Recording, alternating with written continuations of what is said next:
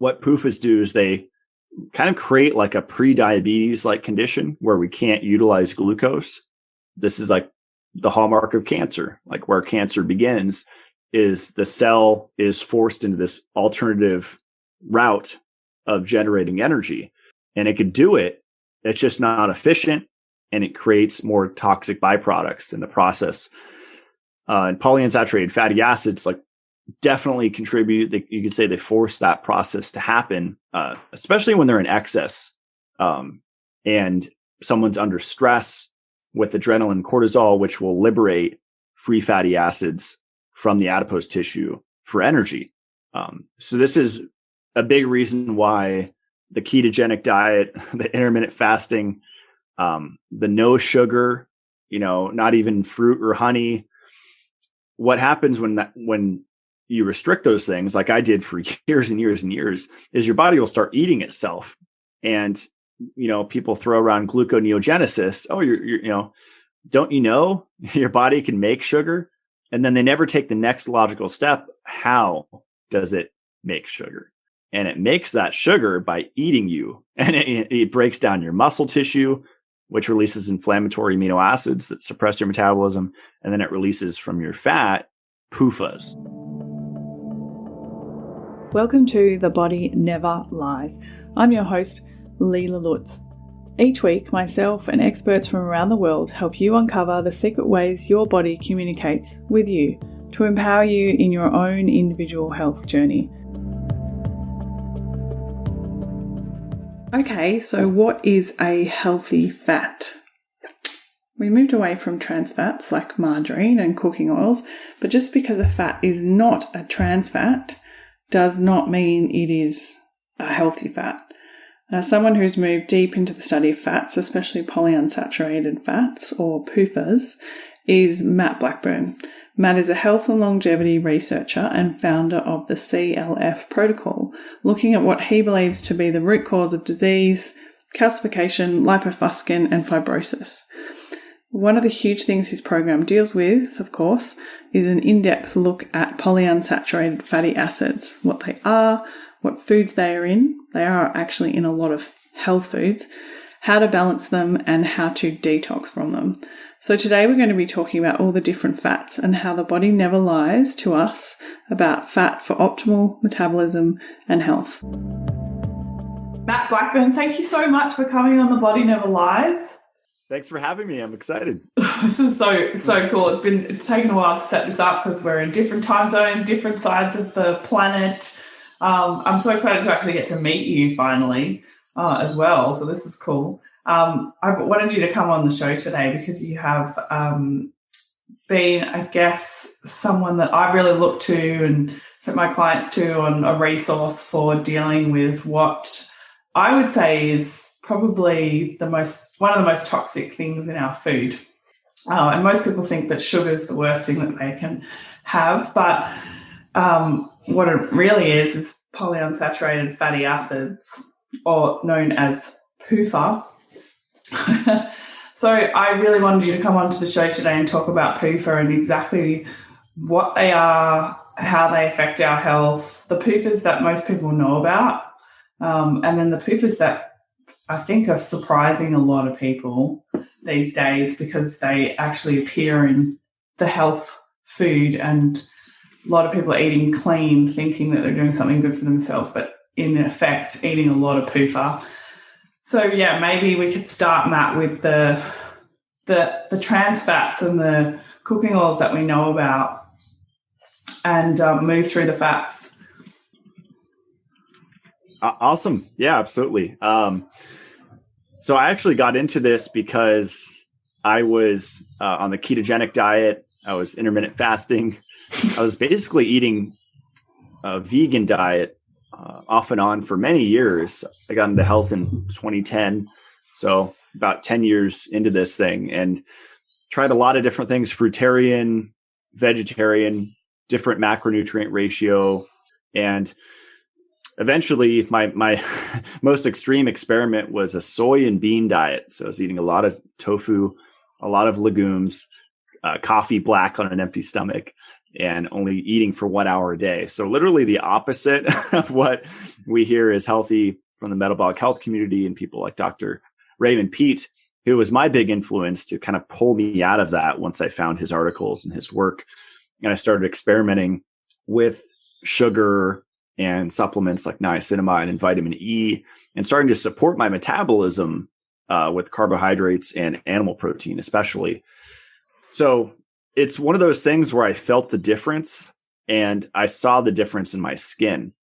So usually when you talk about skin health, people's ears perk up because it's the vanity thing. And when something shows on the surface, it's in your face. So, other people can see it. You can see it in the mirror. You're self-conscious. It lowers your perception of yourself. You're not as confident. And that's been my experience over the years, dealing with eczema growing up, and then in high school, very severe acne, and then acne off and on for really the last 10 years. And it wasn't until I did all the green juicing, I did all the detoxes, doing tons of coffee enemas, hundreds and hundreds of coffee enemas. And it wasn't until I got to the fat piece, like, what is my fat tissue, my adipose tissue predominantly made of? What should it be made of? Should it be full of PUFA, polyunsaturated fatty acids, or should it be predominantly saturated?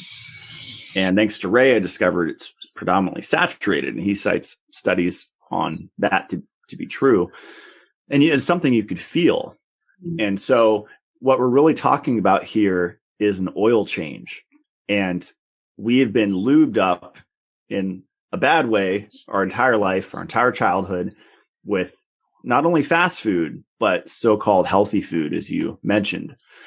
And we often hear on TV shows, Dr. Oz, whatever it is, the doctors of the table there, and these are healthy fats. And, it'll be PUFAs. It'll be nuts and seeds and vegetables, which vegetables have some PUFA in them. And then they'll lump those into the healthy fats, and then the unhealthy fats, they'll have obviously the trans fats, which everyone knows about, like fried oils and those, margarine. Margarine. Yeah. I grew up on a Smart Balance. I was like Flora or something. Yeah. And we were all convinced that, and I was convinced that milk and, dairy in general is acidic and mucus forming. That was the big, because I was in the Ann Wigmore thing. I was in the, just the Victoris Kulvinskas. I was so deep in the raw vegan. I was 100% raw for quite some time. And I was about 80% raw. That means uncooked food, but only plant foods. So 0 animal products. And, what I was doing there is I was loading my adipose tissue. I was filling my body with PUFA because it gets stored. Some of it can get burned, and that's better because you'll destroy the mitochondria in the process, but it won't have the long-term negative effects. But if you eat polyunsaturated fatty acids all the time, for example, you're vegan, you're a vegetarian, you're paleo, you're Whole30, all these fad things, any diet pretty much, then you're going to accumulate them in your tissues. I would even put carnivore in that category, that you can't actually support the process to get them out, which we can talk about later via the liver.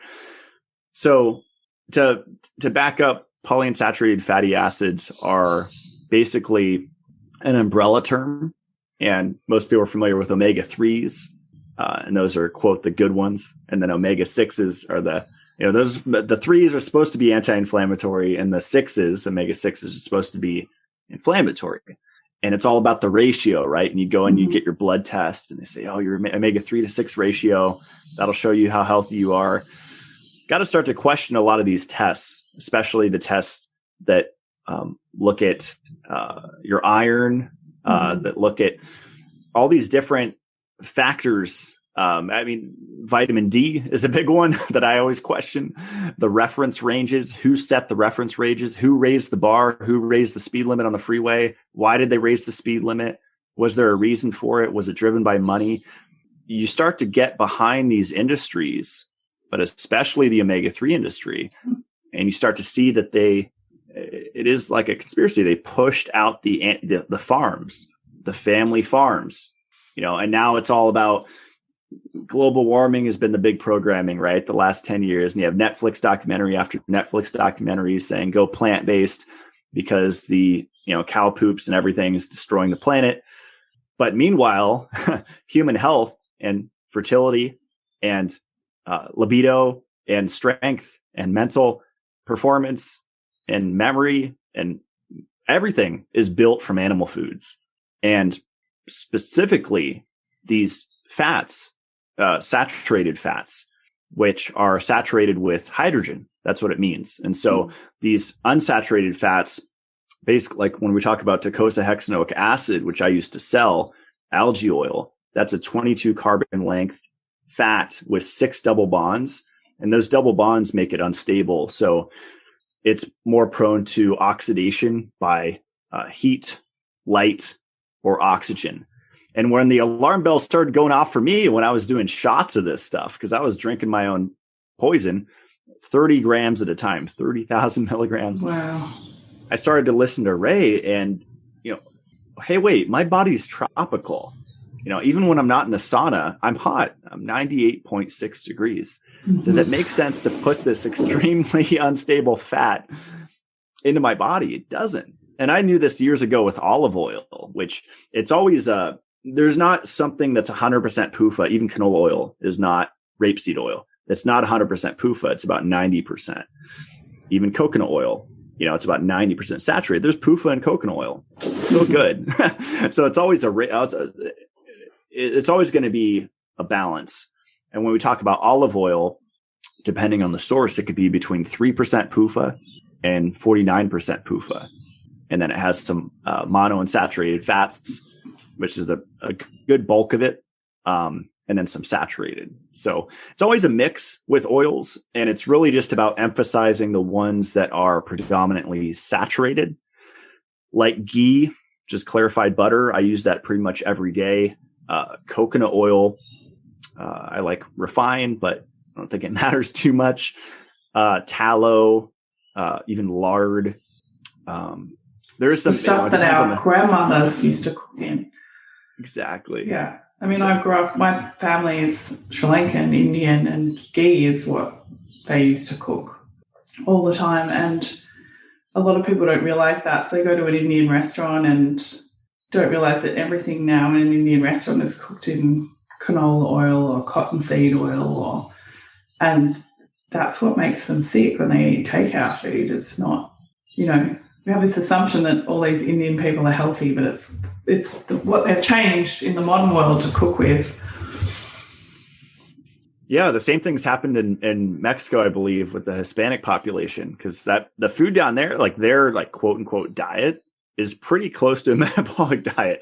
It's pretty spot on. Like I could live there, I know Danny lives there, but they've changed it when they started bringing in McDonald's and all of these vegetable, seed oils, which really get the focus right now in the alternative health community. It's all right now. The fad is seed oils, those are evil. But when you take the conversation further, it's even the supplements that you took. And if you're someone like me, that's 10, 11 years in of daily, experimenting and trying different things, most likely you've got your fair share of cod liver oil, right? Which Nourishing Traditions recommends, Weston A. Price Crowd, or fish oil or krill oil or algae oil if you're vegan. And it's you go to Costco, fish oil is everywhere. It's like all the stuff they're throwing in our face. It's at the major stores. It's on TV. And now with this virus situation, they're recommending certain things, right? And it's obvious once you see it. It's like whatever they're pushing the hardest, you got to question. Here in the States, they fortify milk. It's a law. Unless it's raw, like in California and certain states, or you go underground, you're drinking fortified milk. And what do they force feed you in the fortified milk? Let's look at it. Retinol palmitate, vitamin A, that feeds pathogens. It's not the same as retinol in butter. Vitamin D, D3, which will have a lot of effects, lowering retinol, lowering potassium, lowering copper, many things. and also omega-3, DHA, in the form of schizochytrium algae oil, which is grown in giant vats in China. And I mean, A, D, and omega-3, and I don't think the milk's worth it at that point. If it's kind of interesting, isn't it? Because there is so much A, D, K, and E in milk naturally. Right. Why do we need to put it in? So, I mean, it's a bit scary, I think, when people hear this stuff, a bit overwhelmed. And in Australia, we're not as our food isn't as tampered with as the States. But I don't know if we're that far behind, So, but I think, what's the real key issue with these fats is how they change when they're heated, right? Like, this is the big thing. And like you were saying, we live in a body, like you said, 98.7, so that would be 37 degrees Celsius. These fats were meant to be cold, and then once you heat them up, just putting them in a body of 36 degrees 98 Fahrenheit, you're changing the fat, right? Yeah, and the term that took me years to discover is called lipid peroxidation. And that's just a very fancy way of saying these fats go bad. They rancidify and they break down into toxic byproducts like acrolein. Sometimes people pronounce it acrolein. And that contributes to cancer, and many serious diseases have lipid peroxidation fueling it. And so one of the major effects of lipid peroxidation is suppressing the metabolism, metabolic rate. So people would say, well, how do I have this going on? Well, there's many ways to know, but I mean, hypothyroid-like symptoms, cold hands, cold feet, fatigue, brain fog, depression, anxiety, all of that stuff can be linked to lipid peroxidation. And also skin issues. I get a lot of people on mixed tocopherol vitamin E, and they start breaking out. And they say, omega-3s cleared up my skin. Vitamin E is making me break out. What's the deal? And I say, the deal is you're in a PUFA detox. And the stuff was in your skin. The vitamin E is just actually causing a detoxification process where it's coming out of your skin. And what could it be? You could say toxins, whatever it is. It happens. And I went through it for about a month and a half, 2 months. And I sped it up in a sauna, and I sweat pretty much every day for an hour, which is kind of extreme. You don't have to do that, just 2 to 3 times a week. But that is a way to speed up the oil change, so to speak, while you're adding in saturated fats. But yeah, nuts, seeds, legumes, vegetables, really all the things that people that are pushed as healthy are significant sources of polyunsaturated fats. Not to mention sunflower oil, safflower oil, canola oil. Assume if you're going out to eat at a restaurant or a cafe that they're cooking your food in vegetable oil, and still eat there, because you have to have human connection. You have to go out with your friends. You have to live your life, but just take some vitamin E and don't sweat it, because that will neutralize that lipid peroxidation from happening. It'll stop it in its tracks. And that's basically it. And then you don't supplement omega-3s because they're not essential.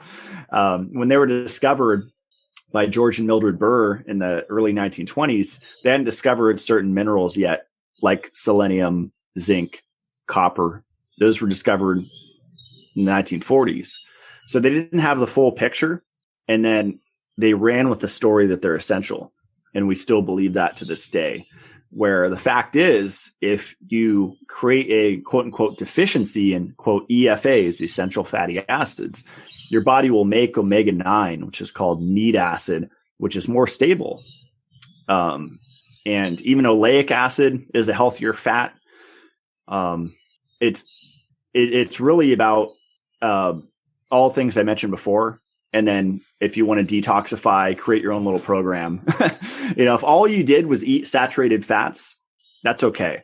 If you want to take it to another level, you eat your saturated fat and you take your vitamin E. If you want to take it to another level, you add in a far infrared sauna and you sweat in a parasympathetic state, which is different from sweating while you're exercising. And you'll release even more and you'll speed up the process. Just be sure to stay mineralized if you do that sauna option. Yeah, it's really interesting, isn't it? Because I think a lot of us, like even like you and myself, like I've been in the health industry for 18 years. And when I first started, it was all about having soy products like soy milk and like I think what do we do? Like chicken and rice and salmon and rice and soy milk. It's like the bodybuilder's diet. And then I got into more kind of Czech stuff and I learned so much about organic food and all that stuff and that was great. But then I also learned about Charles Poliquin and ended up taking heaps of fish oils doing his program. And unfortunately, Charles Poliquin passed away recently, quite young, actually. I wonder about those fish oils. So, and then also like going paleo involved eating so many nuts and seeds. And even though you're soaking them, still eating heaps of nuts and seeds, all those paleo bars and snacks and then replacing everything like all the grain products with almond meal and cooking almond meal. Wow, as I'm adding this up now, I'm like, this is really bad. But this is where I really feel for people, right? Because we even learnt that as practitioners that was healthy. Yeah. And then, of course, then you start looking deeper into it and look into how much PUFA is in all our cosmetic products and skincare. And, even when you switch to vegan skincare or plant-based skincare or environmentally friendly skincare, you really have to look at the PUFA content because they're using a lot of oils in there that are full of PUFA. So you're basically putting oils on your skin that are not heat tolerant and then standing in the sun, burning your face. Yeah, I'm glad you brought up the light aspect too, but first I want to talk about the energy bars because I have a lot of experience with that. Yeah. A lot of my jobs in the past were on the go. It was retail. I was running out the door. I was working multiple jobs. I didn't have time to food prep. So I lived on these energy bars, Vega. And I mean, even the healthy ones, like you mentioned, they're PUFA bombs. Yeah. I haven't found any energy bar, snack bar that, doesn't have cashew butter or almond butter or almonds or it's nut based, even these paleo bars. Mm-hmm. So, I would say I've mastered the snacks over the last decade. And what I do now is basically jerky, good grass-fed jerky, with sugar or without, because sugar is good for us, and fruit jerky. And there's good brands out there. You can get mango or pineapple jerky, in bars or rings or whatever. And they even make like beef liver crisps now, like dehydrated beef liver, which is really good. You can dip that in guacamole, just as a snack, you're not eating it all the time. And you also brought up nut milk, because I used to do that before I went to the gym, do the soy milk with the whey protein. And a lot of it's pretty gross. I don't know how I used to do it too. And then it was almond milk. Soy's bad, but almond milk's okay. Right. Yeah. And there's that joke, like, show me the teat on an almond, it's all the ingredients, carrageenan has its own effects, but you just look at the ingredient list on, whether it's macadamia nut milk, almond, coconut, whatever these packaged milks are, it's like a paragraph. I mean, minimum, you're looking at 8-10 ingredients. You go to milk, like I have 2 does here in a buck. I have goats, salmon goats. There's one ingredient. It's freaking milk. Yeah. You don't need a paragraph. Yeah. Well, I think the key thing as well, right? All those, like in Australia, like the number one ingredient in almond milk is almond oil, or like in soy milk, it's soy oil. So you're like taking the most PUFA concentrated part of the nut or the bean and making that a food product. Yeah. That's my big issue actually with green vegetable juicing, which no one ever talks about, which is just a quick aside, because I used to do it. I used to juice and drink homemade vegetable juice 5 days a week. And you're concentrating the minerals in there. And they're not good minerals, by the way. That Breville juicer that I used for like 5 years straight is a concentrator. And, when you eat a salad, which is not a horrible thing for you, it could be okay in moderation, right? It is for me. It just goes right through. It's like a broom. Fiber just goes right through. It's great. But if I juice it, I'm like force feeding those NPK fertilizer minerals right in my system. And I think that contributes to a lot of mental dysfunction, a lot of mood disorders, psychological issues in general. A lot of it's mineral dysregulation from what you wouldn't think.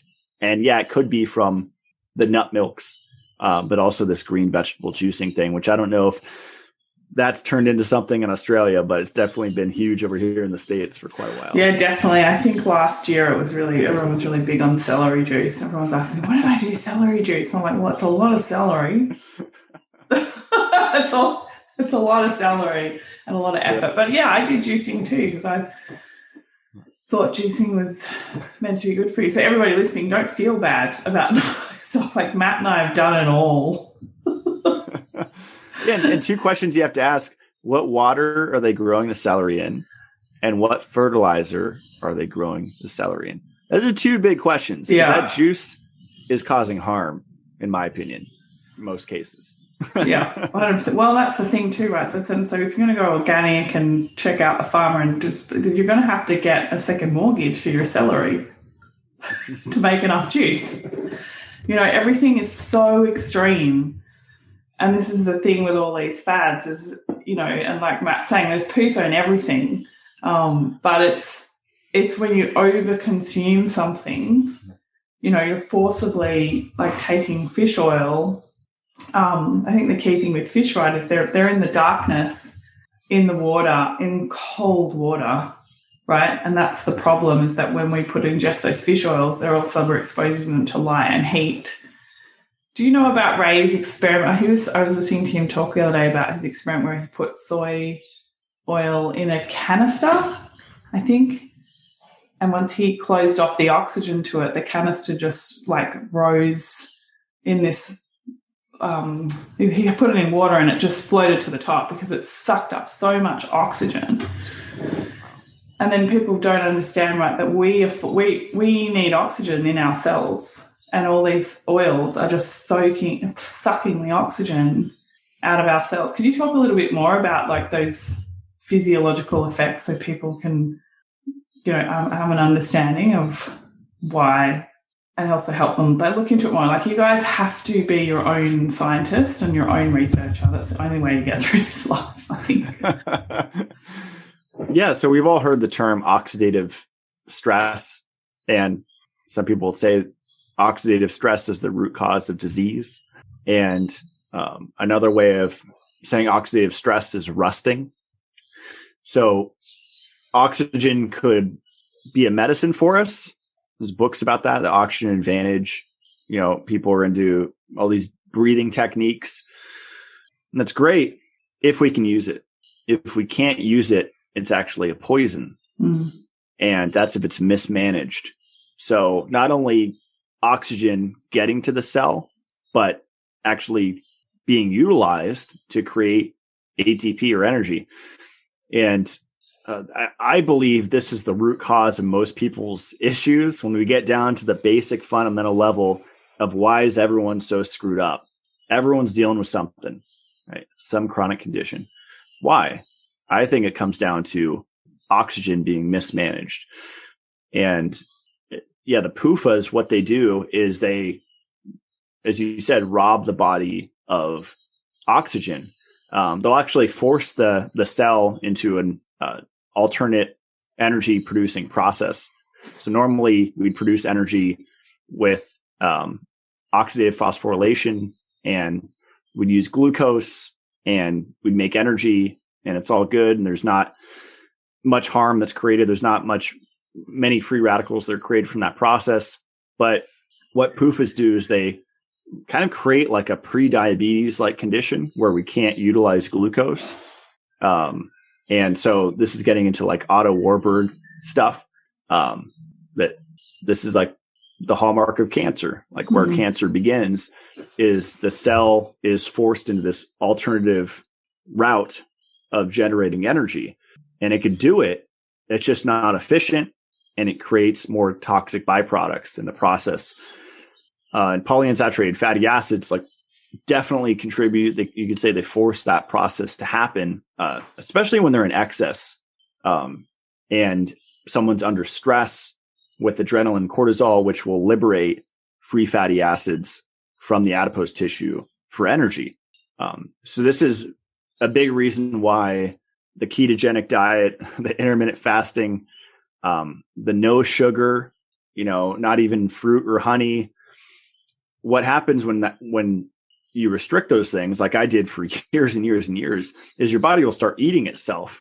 And, people throw around gluconeogenesis. Oh, don't you know your body can make sugar? And then they never take the next logical step. How does it make sugar? And it makes that sugar by eating you. And it breaks down your muscle tissue, which releases inflammatory amino acids that suppress your metabolism. And then it releases from your fat PUFAs, because you're raised on PUFAs and you're still eating them, both of which suppress your metabolism, both of which decrease your oxygen, your ability to utilize it. And oxygen is paramagnetic. Basically, it's a magnetic molecule that is what's called the terminal electron acceptor. So oxygen is actually what magnetically pulls electrons across the electron transport chain to finally make ATP. To spin the ATPase and to make ATP. That's all catalyzed by oxygen. But if you have, as I often talk about, calcification, lipofuscin, which is iron plus PUFA, which is like a plastic coating in the lysosomes of your cell, and fibrosis, which is just the resulting scar tissue of irritation and inflammation. And then you add iron overload, which is another way to say copper deficiency. And you can't use oxygen without copper, and you're full of iron, you're full of PUFA. Another way to say that is you're full of lipofuscin, called yellow fat disease. This is really, we're getting down to like the foundation of disease, the root cause of what causes chronic conditions, because it's a mystery, right? Why do I have Hashimoto's? Why do I have all these things? For one, you're following a fad diet and you don't even know you are. You're just listening to all the mainstream alternative that's saying don't eat sugar, eat PUFAs, fast, mTOR, caloric restriction. It's like all these things you're just like buying it hook, line, and sinker. But if you start to just take a chill pill, realize like it's not that serious if I have some sugar, it's like not going to kill me. It's actually going to help me out. And at the same time, you eat carbohydrates and you lower your PUFA intake. It doesn't have to be zero, because there's PUFAs in egg yolks. There's PUFAs in top sirloin, grass-fed, grass-finished steak that I eat often. There's omega-3s in that. There's omega-3s in my chicken's egg yolks that they produce. As you said, they're everywhere, but it's just a matter of eating more saturated than unsaturated. And then that process, like when you're stressed out, like if you get in an argument, which is inevitable with your partner, or on the road, or whatever stressful event, you're underslept, the more saturated your tissues are, the less intense the stress will be and the less prolonged it'll be. So when you're full of PUFA, the stress is actually intensified and it's harder to get out of that state. And that's why a lot of people have issues, is they're just stuck in that sympathetic state, or worse, there is a worse one, which is the dorsal state, which is the freeze state, which is like the reptile state, which is the inaction state. And that's why a lot of people, question every little thing. Is it okay to take this supplement? How much should I take? It's like they're questioning every micro step. That's a sign that someone's in a dorsal freeze state. They can't even make a decision. They become so paranoid about everything. And it is. I've had a lot of clients who are in that state, and Josh talks about that a lot. I think you interviewed Josh in the podcast about that, right? Like we get just in this state where everything is overwhelming, life's overwhelming. I can't live anymore. I can't go outside my house without my, I don't know, whatever you need to take, protecting yourself from the world, because the world's this big bad place. But like you say, it's really, choosing food sources that are grass-fed, grass-finished, even eggs. Like someone said to me, oh, can I do free-range eggs over pastured eggs? And I'm like, well, this is where you understand PUFAs, right? There's more PUFA in a free-range egg than a pastured egg. These are the choices that you can make, right, for yourself to lower your PUFA content. It's always grass-fed and finished animals. What can we do, Matt? Like, give people some resources. As far as for recovering from PUFA, or? Well, yeah, I think keeping it low for starters. I think like in Australia, our milk's okay. It's not fortified. It's normal. Dairy is a great option, right? And everyone's always thought dairy was like what causes their eczema and their endometriosis. And yeah, a lot of it's liver support, actually. When you look up glucuronidation, that is the way that our liver detoxifies PUFAs, because you think of fatty liver, non-alcoholic fatty liver disease, liver cirrhosis, liver damage. PUFAs accumulate everywhere. I mean, I think the primary cause of cardiovascular death is PUFA overload, magnesium and K2 deficiency, vitamin E deficiency. So no magnesium, no K2, no vitamin E, predisposed to a heart attack, and arrhythmias from EMFs and all sorts of stuff. But the PUFAs will hit the liver pretty hard. And all of these extreme ways of living decrease our liver's ability to function, as we know, over 500 functions. But that glucuronidation one is really important, because if it can't get the PUFAs out, it's just accumulating, and the liver is trying to work harder, and it's just to stress the system. And the liver is responsible for converting inactive thyroid hormone to active, many other things. I mean, it's detoxification, phase 1, phase 2, many different things. But the glucuronidation thing, it requires nutrients and it requires glycogen. So that's stored sugar. And so people, fast, they restrict sugar, and all of this is going to make the problem worse, the PUFA problem. So as you said, yes, lower their consumption, eat more animal products than plant foods. That's basically a simple way to describe it. But egg yolks contain something called choline, a B vitamin that supports glucuronidation. So I like to think about vitamin E, vitamin K2, especially K2-7, menaquinone 7, choline, and sugar. Those are my big four. And of course, there's many other things, but those major four are often missing with people that are full of PUFA, and it can't get it out. And so fat-soluble vitamins, retinol is another important one. But if you're eating animal foods, butter, ghee, eggs, milk, cheese, you're getting retinol. And these are stored in the liver. I think A, E, and K, especially. I don't think you really have to worry about D so much, especially if you're getting out in the sun or you have a UV lamp. But I think you don't even need those things as often as they say. That's a whole another topic. But another podcast, yeah. Right. But yeah, those are the big ones. I average probably 3 eggs a day. I cook the whites. I have the yolks mostly raw. Usually do sunny side up, sometimes scrambled if I get bored. Obviously gelatin is good. Homemade gummies, just supporting the liver to be able to get them out. And I think the easiest part as well, like people are missing about supporting the liver, is eating enough calories and eating frequently enough.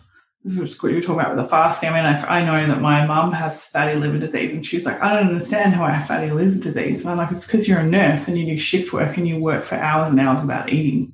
She just skips meals all the time. And then her doctor said, oh no, it's sugar. So she's like getting upset about this one piece of chocolate that she has every afternoon. I have to give it up. I'm like, no, keep the chocolate, just eat more regularly. That's a really key piece I think people don't understand. For your liver to function, you need to be eating carbs, proteins, and fats every 3 to 4 hours. Like if you want to live in the modern world, live a stressful life, work out, you need to eat every 3 to 4 hours, carbs, protein, and fat. Absolutely. Yeah. And when I see a situation like that, I wonder how much of it is emotional, preventing them from acting. And, we know different emotions are associated with different organs. And for the liver, that's anger. And so I would ask someone like that, are you, can you let go of some anger that you're holding on to? Because I believe sugar can facilitate an emotional release via fueling the liver. So. Well, I think a lot of it emotionally with people is once they've done this, like come and work with someone like me or you or, and they start doing a food log and just start fueling themselves, a lot of the emotional stuff that comes up is I'm really angry at the way that I treated myself all of these years, because it really is so simple coming back to eating grass-fed meat, eggs, milk, fruits and roots. Like it's really simple. And so a lot of people are like, I'm so angry that I pushed myself to this extreme, that I based my self-worth on the way that I looked. And everything was about, achieving this external reference point of myself.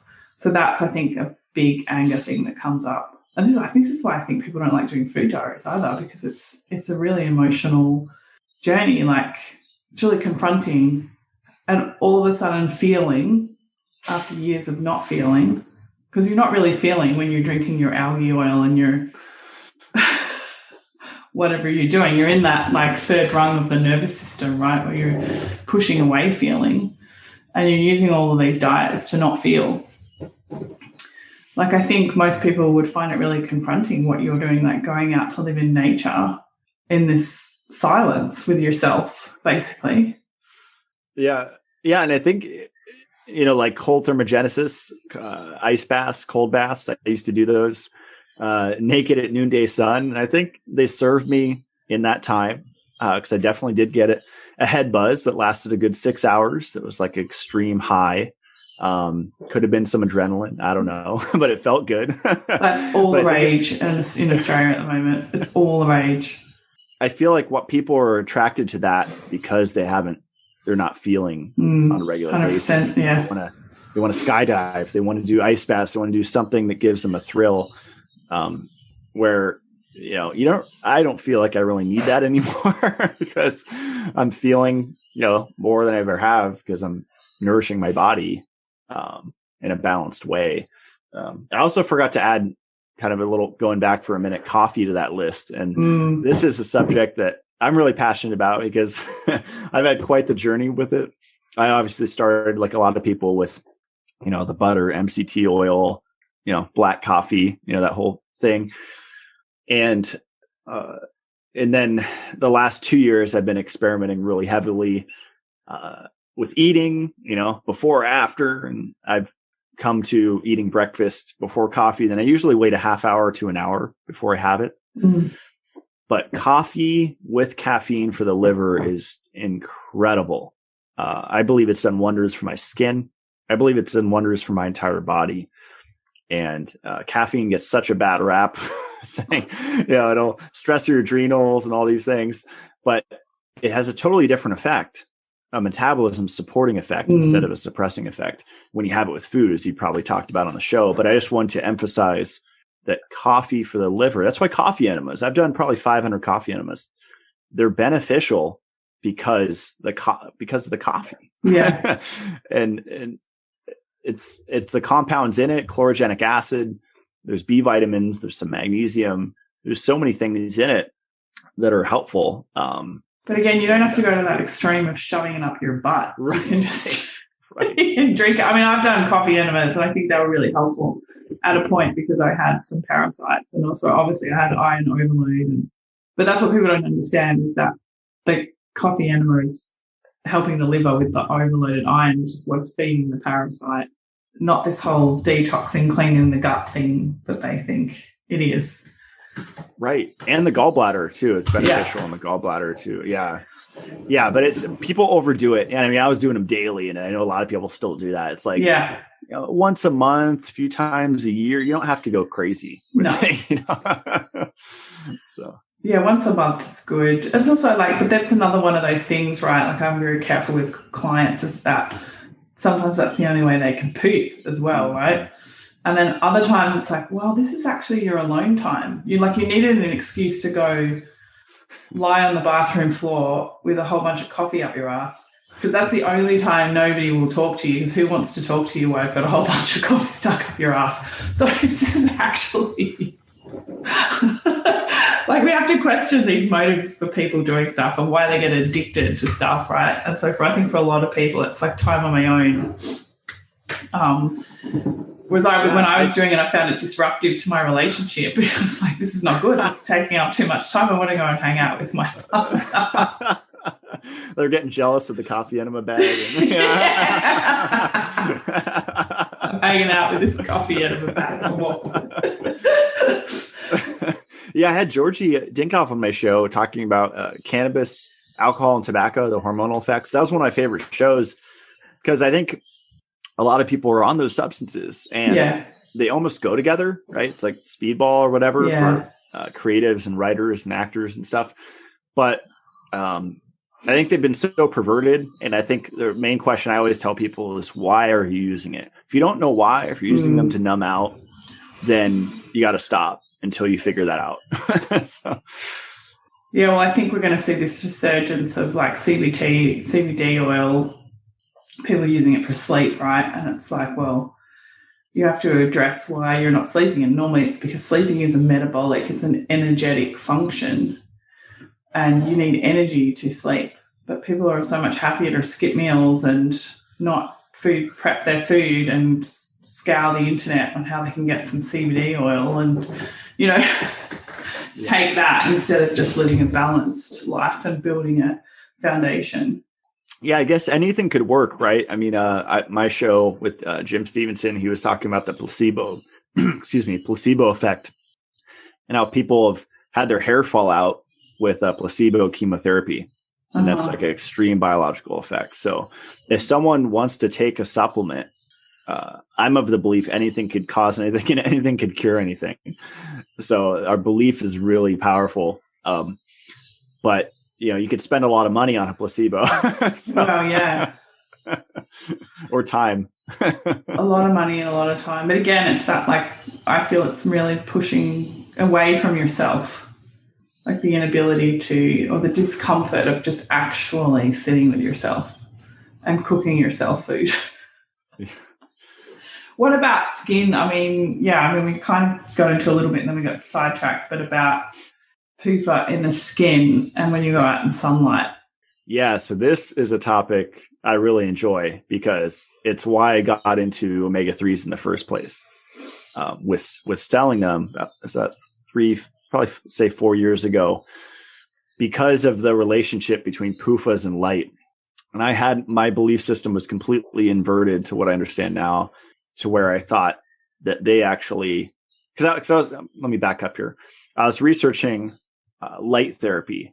I started to look up Jacob Lieberman, and I was getting into Jack Kruse's work, neurosurgeon, and a lot of these like light experts talking about what's called photobiomodulation, the way that light affects our biology, or triple LT therapy, low-level laser light therapy, and either using the sun or a device, red light therapy device or ultraviolet device.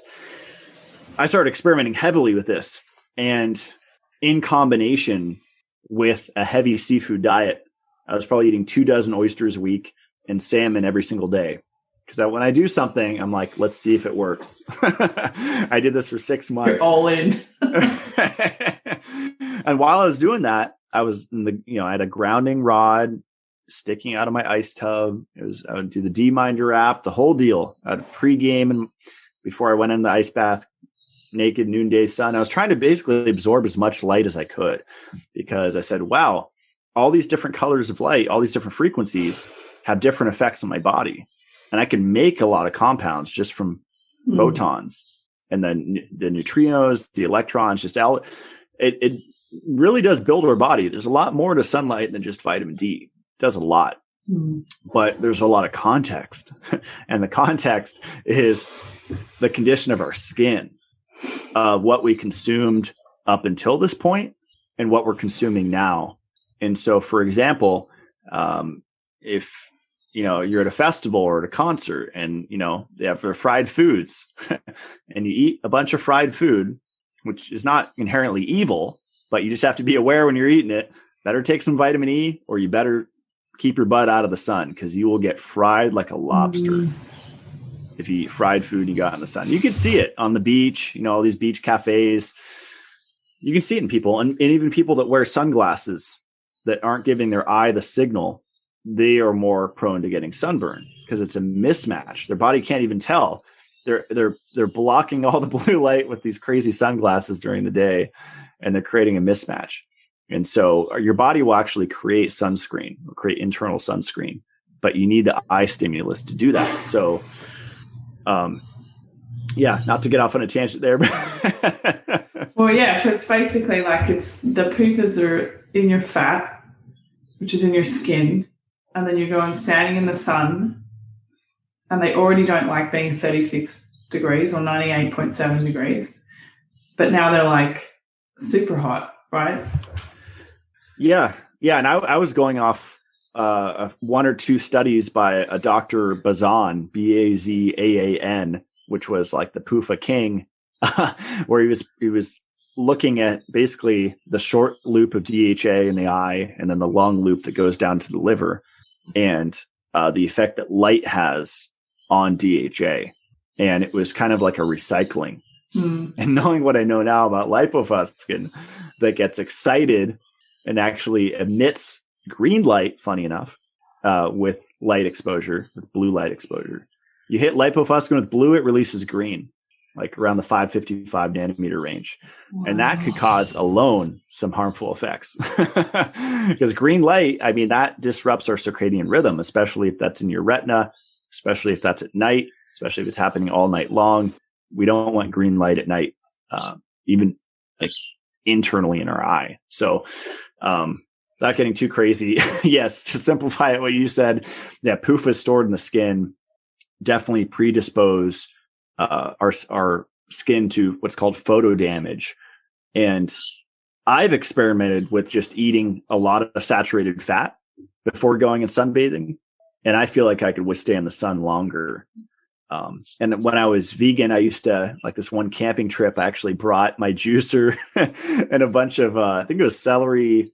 I did like celery, carrot, cucumber juice. Yeah. And then we went out paddleboarding on a lake for like 2 or 3 hours.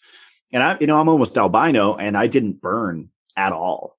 And I think it was the beta carotene, which is a light receiving compound in carrots and the carrot juice. That orange pigment that people, turn orange when they drink a lot of carrot juice. But that's not a good thing. It's just like this astaxanthin thing, which I used to sell. I used to mix that with DHA, and it's like, I was doing everything the opposite. Astaxanthin is a carotenoid, a pigment that they're marketing now as an antioxidant and as a sun protective. And there's a couple of companies like that mix it with spirulina, or they're selling algae in general, spirulina with astaxanthin or whatever. But that, lutein, zeaxanthin, astaxanthin, beta carotene, these carotenoids should not be used as internal sunscreen. It's fine if you have some tomatoes, with your meal, you get some lycopene, you have some carrots. It's really the juice, from what I've seen, like the liquid that is the problem. When it's with fiber, it's a totally different deal. It digests totally differently. It doesn't get stuck in the system like these supplements and these, juices do. But yeah, if you've just started your PUFA awareness journey and you'd like to gain some benefits from the sun, I would say just start slow. Ideally, avoid midday sun when the UV is strongest, and mostly sunbathe at the start or the end of the day. It doesn't have to be around sunrise or sunset, but just not smack dab the middle of the day. And if it is the middle of the day, just cover up. a little bit and just minimize your exposure. Maybe start with 10 minutes, even 5 minutes, and slowly build up to it.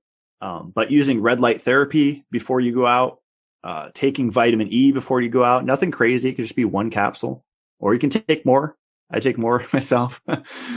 And eat saturated fats. And that's three ways to protect your system from photo damage from the sun. And that's why people are getting those age spots on their skin, right? Yeah. And you can reverse those for the most part. Without going to a dermatologist and getting them all. Right. Yeah. Just yeah. Whenever I fly on a plane now, I play a game, Spot the Lipofuscin, even by myself, and just look for balding men usually. And it's funny, it's these brain doctors. I won't name names, but all of these brain doctors, alternative health practitioners that have brain clinics, have receding hairlines, and they're recommending high dose fish oil or omega-3s. And you'll notice, this bald spot, just like Mr. Burns from The Simpsons or whatever. It's like the bald spot right there. And the age spots go along with it. And if it's really bad, it'll go all the way down the face to the neck and then cover the hands and the forearms. And whenever you see an elderly person, one of your grandparents or just someone on the street or at the supermarket, look for it. And that is a relatively new phenomenon from what I understand. And it's predominantly caused by the iron, not from meat, but from vegetables and the water. That's the biggest source of the iron. It's the spring water, the well water, the unfiltered water, the tap water. That iron accumulates in the system, and then the PUFAs accumulate, and they combine to what's called the terminal toxin or steroid or age pigment or lipofuscinosis. And it's these brown spots on the skin. And they show up where there's the most sun exposure because it's light sensitive. It's responsive to light. And that's kind of scary. It's UV light and blue light that gets it excited. And it'll actually, like a zombie, it's active. It'll actively spread. And vitamin E has been shown to, there's controversy with this, but vitamin E has been shown to slow the progression of lipofuscin / yellow fat disease. So there's question on whether it will prevent it 100%. There's definite evidence that it slows it. And they've done this with minks, because animals, dogs and cats, our domestic animals, get hit so hard with the junk pet food. I have a cat. I can't find a cat food that she'll eat that doesn't have salmon oil in it or red herring oil or some type of fish oil. And so I'll just supplement her with vitamin E. I'll just mix some powder or whatever into her wet food.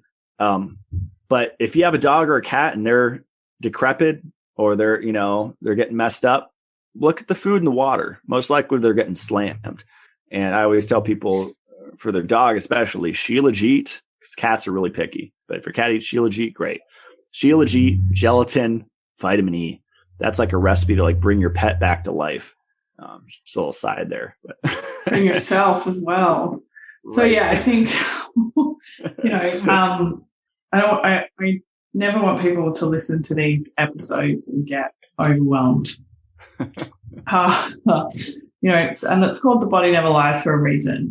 We so often, with those sunspots, everyone's blamed it on the sun damaging your skin, but it's dysfunctional biology or altered biology, mismanaged biology, coming into contact with the environment that causes the damage, not the sun. So, we have the whole point of telling this podcast is enlightening people that you actually have power over your own body and you have the tools to listen to it and change it. So in terms of PUFA detoxification, and I've been doing this myself, and I'm going through the acne phase, like Matt's been talking about, is taking vitamin E. And Matt has a vitamin E product that is really good. I think Kitty has been using it. I've actually been using Georgie's one, but Kitty's been telling me how amazing yours is. Let's talk about And the same thing too when we go out for a meal, because I want to live and be a part of the world and meet my friends and, you know, go to restaurants and stuff. So I take vitamin E when I go out. You know, it's not about, you don't have to go and live on a mountain like Matt with some goats to survive, even though I'm sure there's a lot of us that want to do that. You know, Matt and I were talking about that before we started the episode. Like, I love living in the city, so I'm all about finding a way that I can live in the city without being a crazy person and, you know, deal with the stress of that. And so for me, that's eating metabolic food as much as I can. And when I go out, taking some extra vitamin E, you know, it's counterbalancing. So. Yeah. On the product page, I actually have 3 studies, 3 or 4 on, the seesaw reality, because a lot of people know calcium, magnesium, right? Sodium, potassium are linked. People probably don't know iron and copper are linked, but even less people probably know that vitamin E and PUFA are linked. And, there was a study, from 2015, vitamin E function and requirements in relation to PUFA. And they found in humans, the vitamin E requirement per gram of linoleic acid is 0.4 to 0.6 milligrams of alpha tocopherol. So there are a few more. So 2001 from Volk, and then a 1991 from Basler. And so if you just search PUFA vitamin E on like PubMed, you'll see a ton of research on this fact that they are linked on a seesaw. And so you can take that to mean if you have PUFA overload, you have a vitamin E deficiency, right? Just if you have iron overload, you have a copper deficiency. But it's good to kind of tackle it from multiple different angles. So yeah, actually, because I used vitamin E to recover from my extreme dieting, I mean, I was skipping breakfast for most of the last decade. It wasn't until a few years ago that I started and a black coffee, right? Right. All the worst things. Yep. And I just started off with your basic alpha tocopherol supplement in sunflower oil. And that was my first version. And then since then I moved up to this version of PUFA Protect, which is it's kind of a big capsule, but it's a gram of vitamin E in a base of MCT oil. So it's mixed tocopherol. So there's alpha tocopherol, which is the main isomer that people get when they buy a vitamin E supplement.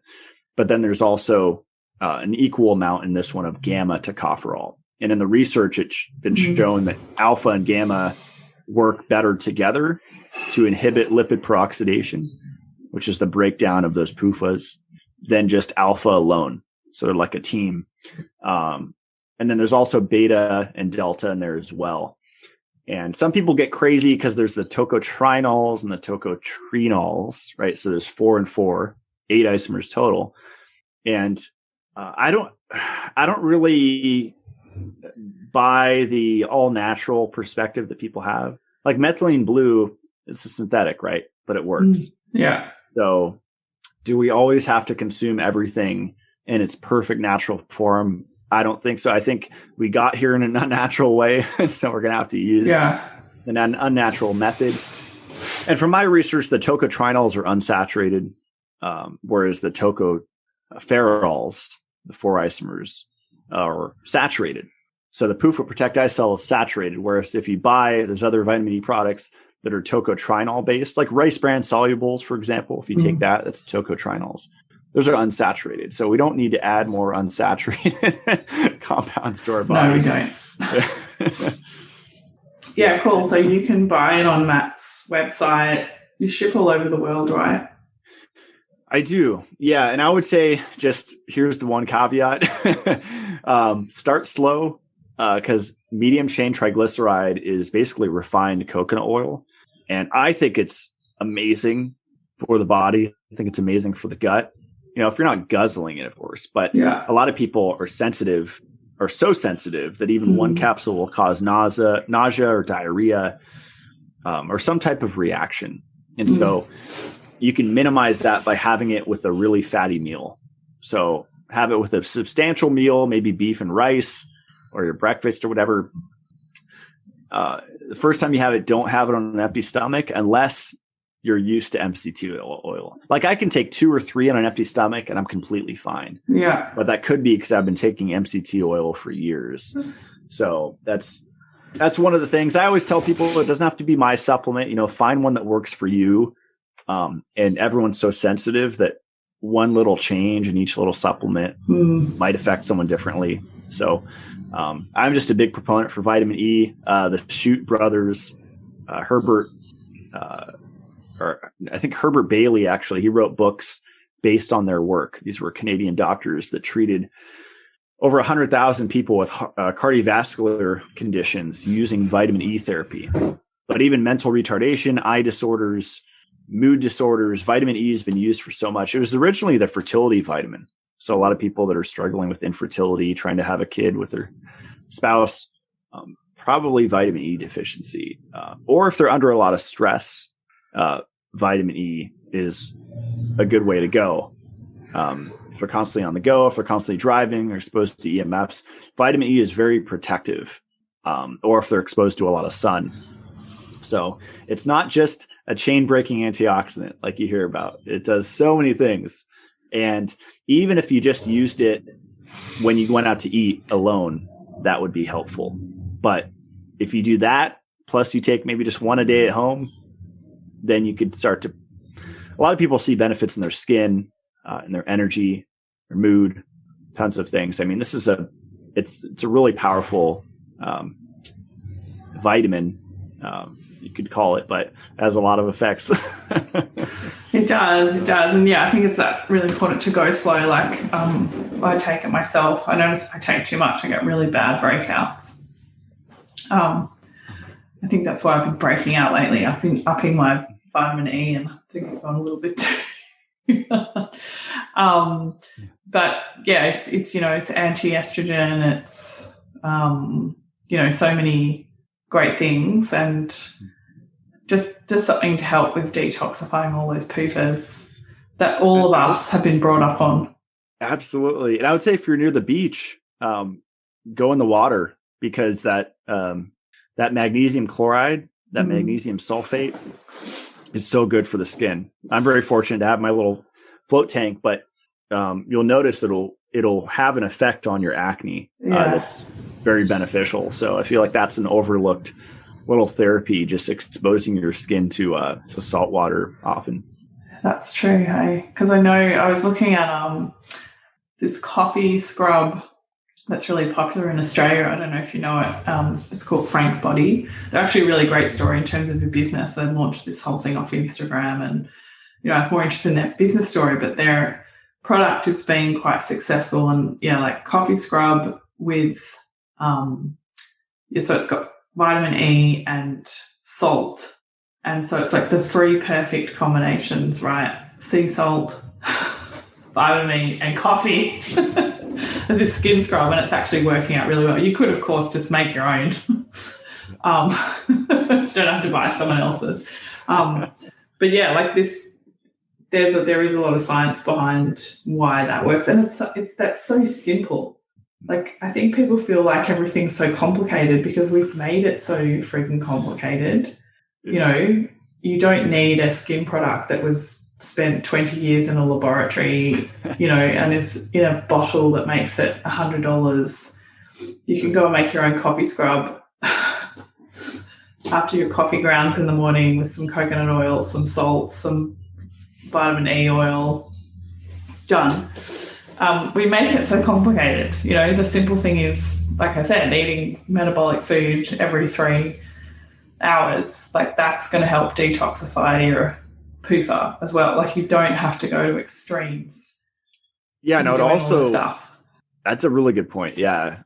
And don't forget about vitamin A too, is retinol. Because I almost went on like Accutane, and I think I even went on like tetracycline, or there's certain antibiotics that they give for acne. I was on a few of them growing up. A lot of them are synthetic vitamin A, and beef liver, dairy. A lot of people don't know sunlight will break down folate, but it'll also break down retinol into retinoids and retinoic acids. And there's multiple. there's 13 cysts. There's all these different ones. Like Morley's been on my show and broke it down better than I can, but that is an internal acne cure, is retinol. And so that's why organ meats, not just liver, but everything, lung, adrenal, whatever, everything, thymus, are so amazing. And Whole Food C, you get that copper and that retinol in there with the sun, that combo. Exactly. And that's why I'm telling people always to take their liver capsules, drink orange juice, eat your eggs. And again, it comes back to being something so simple. It's like years ago, we would have killed an animal and we would have eaten the entire animal. So you didn't have to go and take vitamin A supplements because you just eat the whole animal. Like food was so hard to get, you didn't just throw a part of the animal away because it was yucky. So it is really simple. It's eating nose to tail to get all the vitamins and nutrients and minerals that you need to get from meat, is to eat nose to tail, grass-fed, organic. Yeah, exactly. Yeah, and you can take it as far as you want to go, because I'm out here in the woods, like you said, going crazy. I have all my stuff. I have like all sorts of devices here and light devices. Circadian lights, I have blue lights, I have red lights, I have flashing lights. And it's all, in the end, it's all just tools, right? To me, it's like my supplement cabinet. I look at it more as like a medicine cabinet. So, just knowing what to take, when to take it.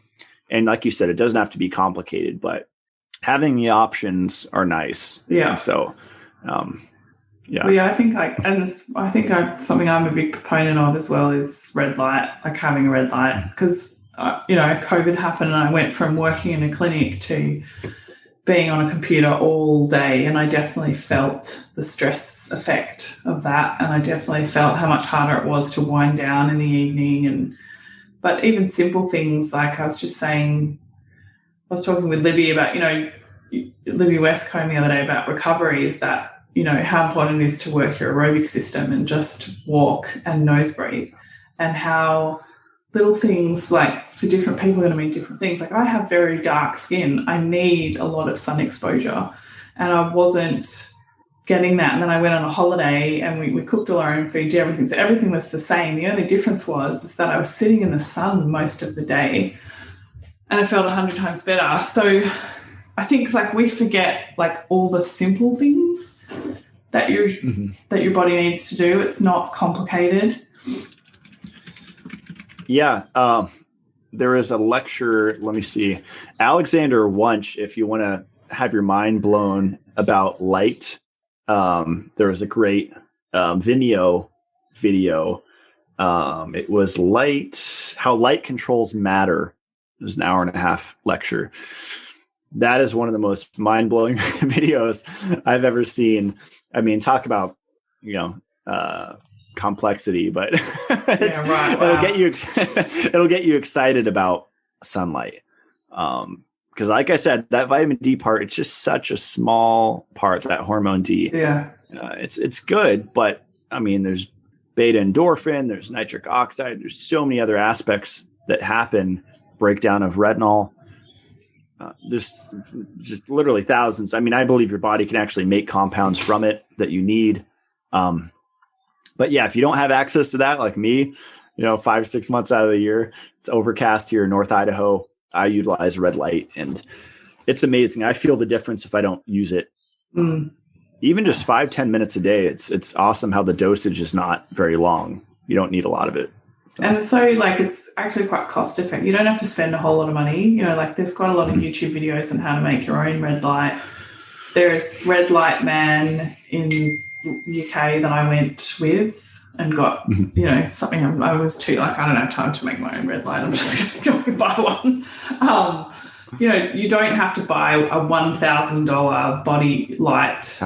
You can actually do really quite simple things. And if you follow people like Matt, you follow people like me, you follow people like Kitty and, Josh, and we've always got cheaper ways of doing things, because I think we're all of the belief that it's not supposed to be so hard. It's not supposed to be so complicated, and it's not supposed to be so damn expensive.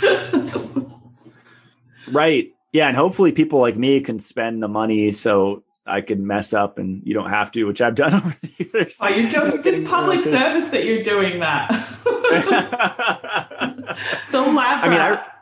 Right. Well, I recently learned, because I'm about to move in a few weeks to a new home, like an off-grid home, and lighting and EMFs are everything to me. So I'm just like, I love nerding out on that. Yeah. And I have orange and red lights, bulbs, incandescent throughout this entire house. And I recently learned that LEDs are not all bad, because I say all LED bulbs flicker, right? Like you don't want to have in your ceiling LEDs because the flicker will stress the body.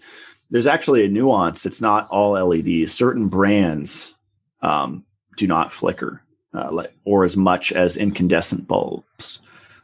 So, I mean, there's with health, there's really endless things, but it is like a do your best thing. And then usually in a year or two, you'll find an even better, which is kind of fun if you're into that. And that's definitely the case with lighting, because there's a lot of misinformation about light.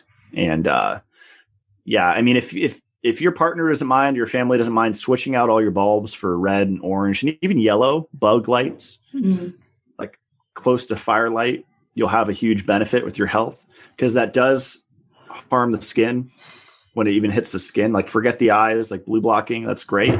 But even hitting your skin, you have photoreceptors on your skin, like neuropsin, and it does respond to bright white light. Yeah. So if you are under those at night, it's best to cover up with long sleeves or just switch them out if your living partners are okay with that. Yeah, I just like it dark in the house as well at nighttime, because it helps you get ready for sleep, and can be romantic and light candles and all that stuff. Have the fire on. I'm excited about the fire on. Because I love having a fire. Yeah. Yeah, I use Himalayan salt lamps for years. And then I'm like, oh, that darn iron, I don't like them anymore. I know. Also, this is the thing, like you just keep finding out stuff, and you don't want to get too deep into it and get too upset about the world that we live in. But yeah, just bring it back to keeping it simple, and follow Matt if you don't follow him, because you've always got great tips. I love watching your experiments and hearing your little rambles. And there's only like a few people that I really enjoy watching on Instagram, and they just chat away, and you're one of those people. Oh, I appreciate that. It's really cool. I like it. Actually, when I was interviewing Libby the other day, we were both talking about how much we love your stories on Instagram. Oh, thank you. I try to make them fun and a little out there, and it's cool. The experiments will continue at the new house. I actually have like an outdoor sleeping area that's like on the porch, screened off, so I'll be like grounded. And I don't know if I'll do EMS. I don't think I'll need it, but I'm so passionate about it. I love it. I love how passionate you are, because your love is coming out to all of us with your experiments, turning into information for us to digest. Thanks, Matt. Well, thank you for having your podcast and for what you're doing and for interviewing me. This is a lot of fun. Yeah, thanks so much for coming on the show. So check out, it's Mito Life, right? MITO life.com. And .co actually. Oh, .co. Oh, okay. Yeah. Was taken. Oh, was it? Oh. MitoLife.co. Check out the Mito Life podcast. You'll see some familiar guests on there if you've been listening to my podcast. And have a look at Matt's supplements. Especially his vitamin E. And, if you're in the States, they're super easy to get. I don't know what it's like. It's so hard to get anything in Australia. It's actually really frustrating. It's super frustrating. But yeah, check it out. And thanks so much for coming on the show, Matt. Thanks, Layla. This was a lot of fun. Appreciate it. I'm Layla Lutz, and you've been listening to The Body Never Lies. If you haven't yet, please go to your favourite podcast app and subscribe, rate and review this podcast. All the resources and references from this episode are waiting for you on my website, leelalutz.com. Just click on podcast and look for this episode. Now join me next week for another episode of The Body Never Lies. Thank you so much for listening.